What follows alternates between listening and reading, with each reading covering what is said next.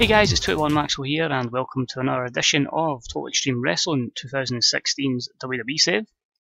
We're at that time of the year where those who's familiar with the series will know that we tend to do a lot of tournaments.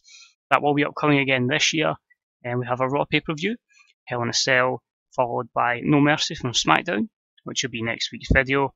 After that, we've got the Cruiserweight Classic, the Tag Team Invitational, we also have the War of the Women, giving all our women athletes a great chance to shine, and of course World Grand Prix, the equivalent of the King of the Ring. It was previously a G1 we're doing, but it was too many videos and just kind of ran out of steam at the end and kind of took a bit of momentum away from the save. So one night tournament, and yeah, we are hoping to have another kick-ass show. We've had some excellent winners so far, and we hope the 2019 winner will be the same. But that is then. This is now. Where quite a decent pay-per-view planned. A lot of people getting a good opportunity, more spotlight, more time, as our main event does see 6 of our top stars in the one match. It's billed as a Armageddon Hell in a Cell match, 6-man Hell in a Cell. However, I haven't put it in a cell in-game because it fucks the rate up pretty badly. So obviously we want great shows, we want to be gaining pop, as we want to be getting back up to a global level. Of course, we're back at National as that cooling off period finally expired. But we'll get into that at the end of the show. This is WWE Hell in a Cell. As always, guys, if you do enjoy the video, please hit a like and any comments are deeply appreciated. But without a doubt, let's go on, mate. Let's see how this week's goes down. So we start off pre-show match, Battle of our Tag Team Division. A couple of guys that aren't getting on the main card. And it was a pre-show match that saw decent wrestling, didn't have much heat, and it was TM6-1, Shane Fallon and Nick Miller defeating Catchpoint, Crime Time, and the Vaudevillains in 12:34 when Nick Miller defeated Simon Gotch with the Shooting Star Press. Vaudevillains assuming the role of basically the team putting everyone over. C plus 69 is good. Best performance there, of course, was Catchpoint, but again, just giving TM6-1 the opportunity they haven't really had, and they'll be getting a good little push in the future. And 41,000 have turned up at BC Place, so British Columbia in the place. That's good to see. Again, some good attendances in these kind of parts of the world now because the industry is on the up again. So we start the show and it's Kevin Owens' hype video promo, as you would normally get starting a pay-per-view, documenting the feud and the lead up to this matchup, this 6-man Hell in a Cell, how he's up against friends and the likes of Samoa Joe, enemies and the likes of John Cena, of course, targeting that 17th world title run. So A93, as Kevin Owens says, it doesn't matter who stands across from him, he's going to remain your WWE champion. Start the show then, after the pyro and all that, Aleister Black comes out and he cuts a promo and he says that he's fed up of being screwed around by Adam Cole and his manager, Corey Graves. At the end of the day, he's going to win the title and is going to fade to black. So this is hopefully going to be our new European champion. Show got off to a strong start with this, crowd hotter, segment advances well, and a good B plus 84 for Aleister Black. Match off itself could have been a bit better. It was about that had good wrestling and a decent reaction from the crowd. Black does get the win over Adam Cole in 13:01 by countout, however, so Adam Cole retains the European Championship. A B-76, we're still trying to build both guys up because both of these guys I'm aiming to try and push to the main event within the next 2 years. Good performances, skill improvements as well. Negative was just how long the match lasted. So overall, it's an okay start to the show. Next up, we've got a promo from AA Austin Aries, A89 promo. He's facing Rusev. Rusev has been destroying people, making them submit. He's been champion since WrestleMania. So it was a case of Aries just saying, you know, he is the greatest man ever lived, and he's going to take the United States Championship back out of European hands and back to the United States. And the match between him and Rusev actually done a lot poorer than expected. It was an exceptional matchup, and AA gets the win in 1904 by submission with the last chancery, meaning Austin Aries is your new United States Champion after falling short a few occasions for the world title. B80, the match did suffer from psychology, which probably knocked it down from about an 86-87. Rusev with an 81 performance, Austin Aries with a 92. The match did advance the segment but lost it with heat. Some good improvements there at AA on technical and performance, Rusev and Rumble. I just felt it was a good bit of change of pace there. Again, we just need to be looking out to try and build more workers over psychology, and it can help develop other wrestlers' psychology levels as well. So a new champion alert as AA is your United States champion. Next up on the line was the Tag Team Championships, the World Tag ones, and it was about that had good wrestling and a decent reaction from the crowd, and it saw the Rhodes brothers, Dustin and Cody, defend the championships and defeat the All Night Express, Rhett Titus and Kenny King, in 10-15 when Dustin defeated Kenny Rhodes with a reverse STO. It was the second defence for the Rhodes brothers, Dustin being the weak link because he's obviously 50, but it's a nice little end of career run for him. We had to protect Kenny King because of how over he is. Dustin was off his game, which is disappointing, but as I say, B74 is okay. It was a storytelling matchup, so that's going to be a few negatives, and Kenny King was kept strong, so you'll see a few negatives here, which have taken that back from probably realistically an 80 rated match. Next up, we've got Matt Hardy and Daniel Bryan together. It's just basically a little segment where Jeff Hardy's out with an injury for another month. So in order to get some revenge on the Revival, who storyline-wise took out Jeff Hardy, Daniel Bryan, who wasn't doing anything, has decided to come and help Matt Hardy after not being involved in the main title match. I just wanted to keep Bryan away for the championship, and yeah, I just thought we'd go with this. And as you can see, Matt Hardy improvised well, A90, and a potential future heel turn for Matt was hinted during the segment. I think we know what's going to happen with Matt Hardy in the future. Next up was the Women's Shine Tag Team Championships, and it was a decent matchup that saw the dominant team of Dana Brooke and Chris Wolf defeat and defend their championships against the team of the Candy Kiwis in Candice LeRae and Evie, and of course the former champs Ando and Nakajima in 13:33. Candice and Evie went first, then Ando and Nakajima, meaning Dana Brooke and Chris Wolf make their third defence of the Shine Tag Team Championships. So Dana Brooke was far above everyone else with a B77. 87 rated performance. I think honestly, if we can get some other women over and properly get Dana to the next level, she could maybe churn out some 100 performances eventually. She's by far been booked so strong that she's ahead of everyone else. And I say we're hoping with pairing her with Chris Wolf can get Chris to that level, and then so on and so forth with Bayley and other competitors in the women's division. Disappointingly from this, Dana Brooke has a grade 2 quadriceps strain, which could be keeping her out of action for a little bit, so we'll find out about that when we get to the end of the show. Chris Wolf with 2 good skill improvements there, so that's good. A few negatives as well. Tell us who caused the injury. Let's see. Nope, just says she sustained it. Cheers, Brawler. Next up, we've got a promo from cheerleader Melissa. She celebrates in the ring, so that kind of gives away where that storyline's going. That was misplaced segment, so it's a C60. So again, we're still trying to build up cheerleader Melissa, but she's been dominant in the WWE, and there we go there. And about they had good wrestling and a good reaction from the crowd. Cheerleader Melissa defeated Bayley in 12:22 with the Air Raid Crash, winning the Women's Championship. B81 is just making her look as dominant as possible. Her getting the win over Bayley cements her as a dominant force in the women's division, so you're going to have her going forward, you're going to have Bayley, and she has a lot of attributes and skills that can help book others over and help them develop as well. So I feel it's a strong champion. She'll have a decent run with that. It gives us that whole storyline now where Bayley was an underdog here and lost. When she tries to reclaim it, she'll be booked as an underdog, and can she get the win? So yeah, kind of spoiled that one beforehand, but it is what it is. Next up, just a promo from Daniel Bryan and Matt Hardy, just them discussing stuff, discussing strategy, saying how obviously they're going to get the win over the Revival, and that's a B+88. Daniel Bryan performing Matt Hardy there. Penalised by his use of drinking and soft drugs. Come on, Matt, you're better than that. And match itself, I'd done okay. It wasn't horrible, but it had good wrestling and a decent reaction from the crowd. And the Revival defeated Daniel Bryan and Matt in 11:53 when Dash Wilder defeated Matt Hardy with the unskinny bop. Daniel Bryan was, of course, head and shoulders above everyone else in the ring. 92 there, you see Scott Dawson and Matt Hardy just arm us over. Scott Dawson gets skill improvements all the time. Just seems to be a limit of how over we can get, and Dash has done well.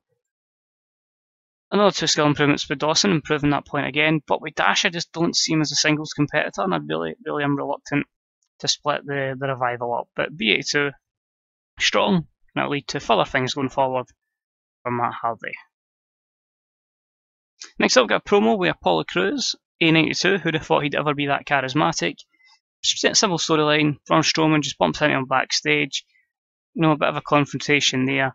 Strowman's been about destroying people. Happy-go-lucky Apollo Crews, you know, he's been looking after people, just like his whole kind of deal previously in the past, where if anything happened to Kalisto, he was there to save the day. So he's going to stand up to the Giant. How will he do?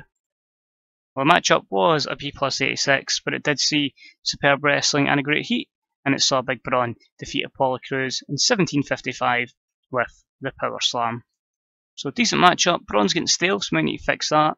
He did lose a bit of overness through previous feuds, so he's only a 91 performance to Crews' 85, but it's a kind of feud here that will hopefully get Braun back to where we expect him to be in terms of overness. Next up, we've got 2 of our superstars from 205 Live. We're going to have a Cruiserweight Championship match. Marty Scurll comes on and just says, you know, he's fed up with all this, oh, it's 205 Live, it's the Grand Meta Week show, it should be a show based on him, this is meant to be his breakout year. Former champion, Andre the Giant Memorial Battle Royal winner, he's going to win the title here, and then he's going to win the Cruiserweight Classic. And the matchup was absolutely spectacular. What I expected for these guys. I say the matches I've had previously have been good. That's why I wanted this killer match on pay-per-view. I just felt it would steal the show. And about with superb wrestling and good heat, Grand Metalik defeats Marty Scurll in 1904 with a corkscrew somersault swanton bomb or senton bomb. Matt Metalik makes the second defence of the Cruiserweight Championship. So A94 and 93 for Metalik and 82 for Marty Scurll. It's now going to be great promos from the Luchador, but it's still been a great storyline. Advances and gains heat, although probably the end because we have big things planned for a certain villain. All good there, no negatives, and a great A94. And I believe that was the co-main because we knew it would do well. That's confirmed because Samoa Joe's up next, and he's saying he's this long-standing rivalry with Kota Ibushi, but tonight he defeats him. His friends in it's Kevin Owens, he defeats him. John Cena is just a waste. Bo Dallas is just a waste. There is just people on the way as he goes to pick up his championship from his friend Kevin Owens. So a bit of tension between the two friends, but 89, could Samoa Joe become the new WWE champion? And the matchup does go through. It's an A91, so not horrible. And it was an exceptional matchup, which did indeed see Samoa Joe defeat Kevin Owens, John Cena, Kota Ibushi, Bray Wyatt, and Bo Dallas in 27:49. Who thought we'd ever see these 6 superstars in a main event match? Some of them maybe in the WWE. Don't think we'd ever expect to see Ibushi in this performance and Bray and Bo together in this sort of environment. But Joe defeats Bray with a muscle buster, winning the WWE Championship. A lot of good performances there. Only Bo under a 90, but obviously we can get him there with overness. And John Cena with that severe declining physical ability has put him down to an 81. So I say we might need to bite the bullet and give him that 17th title win soon, or just retire him on 16. Joe Ibushi improving well. Negatives, of course, would be a few inconsistencies and Cena's declining physical ability. Now, in the show, your new champion Samoa Joe holds the title belt up, and across the ring, former champion, friend and ally, Kevin Owens. So where will this lead to? Samoa Joe and Kevin Owens going forward. That's going to be interesting. Both guys come across well. And an A93 segment to end the show. So overall, an A91, so that's exactly what we want, increasing their popularity in 31 regions. So a good show. It's not been one of our better shows. We've had a lot of the 93s, 94s, even 96s, but as I say, with a lot of stars kind of getting stale, a few people getting declining physical ability, and just in general, some superstars need to be built up, maybe a fresher main event scene. I still think it's a really good show, so I'm happy with that, and both guys, Metalik and Scurll, will be the two we praise today. But so we'll try and push some new superstars going forward. And it is that kind of time of the year in WWE as well, where they do push some different guys over, and then, as I say, we get to WrestleMania. After that, again, we'll do a brand split again. We'll just adjust a few people. So let's have a look here. The NSL report was awesome. Show's getting fantastic reviews. That's good.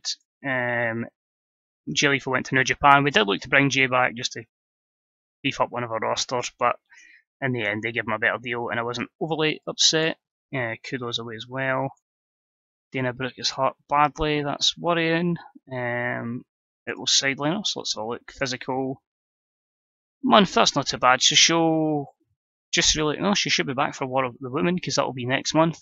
So yeah, I don't foresee that being too badly affecting Dana Brooke. We should see her back in time. As I said, just a lot of good overall stats for one of our female competitors, and I feel like she's someone who can get better and better.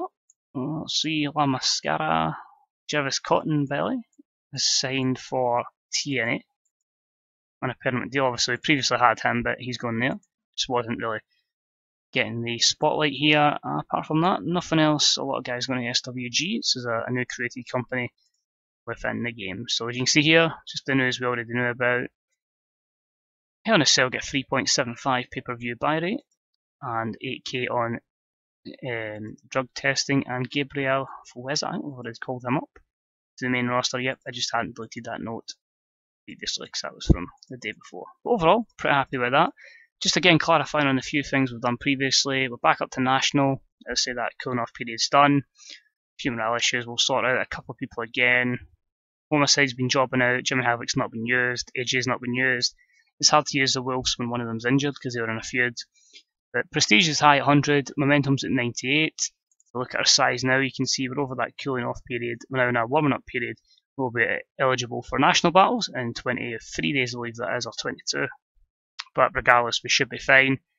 It's really just a case of, before we can move up to international, really focusing on core places like Puerto Rico, Hawaii, and the Tri-State. WWE's done it with Jinder. Why don't we just push Primo and just make him world champion and take over Puerto Rico and get that over? But everywhere else, I say, is really over. As I said, I don't expect it to be too long to our international. As I say, we're obviously a big enough company to carry it over, and we've got the money as well. There's still a few issues with TV deals and the likes of Raw, etc. Not having a network for the USA. That is what it is. As I say, we'll just need to keep running shows from Puerto Rico and just need to cut down on promos. I can try and do that and see how we go from there. But overall, things are good. Money's good. Let's just say a few injuries. Angelico's back soon. Same with Dana Brooke, Jeff and Eva Marie. Carlito is suspended, and Seth's working for injury as well. Unfortunately, that really bad one for Davey Richards, and Sasha is going to be the same for a while. But yeah, things are good. And of course, our main guy at the moment is still, of course, Jinder Mahal. However, Dean Ambrose with this feud with Roman Reigns is starting to get some overness again. But yeah, things are good. Just to do a quick rundown of this. I don't think I've done it in a while. So our franchise players are going to be Dean Ambrose, Randy Orton, Roman Reigns, Seth, and Samoa Joe. That wins Samoa Joe is up to 92 odd overness, so that's good to see for him. Next big things are still Will Ospreay at 26, Paige, Akuma, Nino Diabano, and Flamita. So quite a few of our superstars on 205 Live. Again, something big's going to be happening with Will Ospreay. Your hot prospects are Mark Coffey, Hashimoto, Kimberly, Will Ospreay, and Akuma. I think with Kimberly will probably transfer her into our NXT character, change her name up, and push her forward as well. Top of the talk, our best promo workers are Roman Reigns. Whoever would have thought that he's going to be the most over guy on the mic, but 99, that is what it is. It's going to be Roman Reigns, Dean Ambrose, Triple H, John Cena, and of course Paul Heyman. Best workers are Caristico, Seth Rollins, Dean Ambrose, Dolph Ziggler, and Randy Orton. The best psychology workers are Dean Ambrose, Seth Rollins, Davey Richards, Zack Sabre Jr., and Kota Ibushi. People running on the wave of momentum, Drew McIntyre, who's up to 72 over with his feud with Seth. It's him. Matt Riddle, who's been booked well. Megan Kay, an up-and-comer from Down Under. Asuka in at number 5. And of course, Don't Hinder Jinder, your double champion. For now, 94 over, although I think I may be taking that IC title off him very soon. just so we can focus on the world title picture. So Jinder Mahal is there, and yeah, it's not a bad year for Jinder. Money in the Bank holder, Intercontinental title winner, and World Heavyweight Champion. I think he's going to be a lot higher than 404 in the world. Who's not? Basically, people who have eaten the pins have been Hashimoto on 205 Live, Simon Gotch, Eva Marie, Mickey James, and Jason Jordan. I really need to find something for Double J. It might need to be a case of a trade for Jason Jordan. I do want to try and keep him and Gable apart. I feel American Alpha, there's just no need for them to come back as a team. They had one title reign back in 2017 to 18, but I feel we do need to try and cement them as single competitors going forward. Time to Climb, Triple H, Chris Jericho, Liger, Cena and Styles. It's acceptable. Styles is really struggling. All the stats have decreased massively, but he isn't a great tag team at the moment with Christopher Daniels, so he's doing well. We'll get him to be that Hall of Immortals inductee one day. And Hidden Gems, people we should be signing but we haven't. The former Lucky Cannon, the former Ryback, the former Kenny Dykstra, and then Tommy Mercer and Rhea O'Reilly. And Tommy Mercer, I believe, was Crimson. That's correct, yeah. So yeah, things are going well. As I say, I'm still enjoying the save. God, I've been playing it since the day this game came out, and we are still going with the WWE. Yeah, it's just a heap of fun. So as always, guys, thanks for watching. As I say, change the shoutouts to the start. One other things I can add to that, of course, is remember to check out the Fantasy Booker subreddit and the Grey Dog software forums for more bookers and some more stats and databases and graphics and general help and good booking ideas. Honestly, if you ever need a chance, just read over a few things in some of the sections. You may hit a brainwave. Until then, guys, this is going to be Tournament Time coming up. No Mercy next week. And after that, as I say, we are looking at Tag Team Invitational and a Cruiserweight Classic coming up in October. Until then, take it easy. See you then. Bye-bye.